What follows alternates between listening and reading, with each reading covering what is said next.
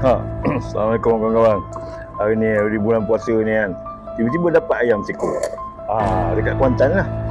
Dia kata ayam ni Papanon ke Walanon ke datang ke untuk bagi rakyat dekat satu kawasan lah kat IM. Tiba-tiba dia hantar aku sini. Kemudian bila dapat ayam seekor ni, maknanya dia orang pun cakap oh bagus PMF. Dia hantar kat ayam kat kita dekat kampung ni saja, bukan kat seluruh Malaysia. Lagi tu kan nak beritahu dengan seekor ayam ni akhirnya segala-gala keburukan dilakukan, maknanya semua settle, terbaik. Jangan jadi bodoh sangat Melayu kan, mudah sangat terpedaya kan. Inilah masalahnya kan. Kalau dia bagi seekor ayam ni, akhirnya kita lupa semua keburukan yang lain-lain, termasuklah minyak kita, PTPN ke apa, dan janji-janji dia selama ni kita betul-betul diperdayakan oleh dia kan, disebabkan seekor ayam ni.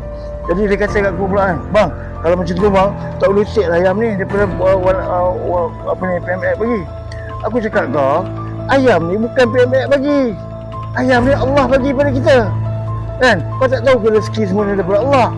Jadi PMX jangan ingat selama ni kau buat kerja-kerja ni semua hasil daripada kau. Kami terima atas sebab Allah yang bagi. Faham? Jangan mudah terpedaya kan. Pada yang beri ayam ni, ada satu VIP datang kat tempat kuda aku ni, bagi ayam ni mengatakan PMX bagus. Silap. Yang bagus tu Allah yang bagi, bukan PMX. PMX tetap tidak malu terhadap apa-apa yang telah lakukan selama ni, menutup segala keburukan dia. Kami sedar dan kami faham. Okey, faham. Jadi pemberian yang kita dapat ni syukurlah kita pada Allah, bukan pada manusia.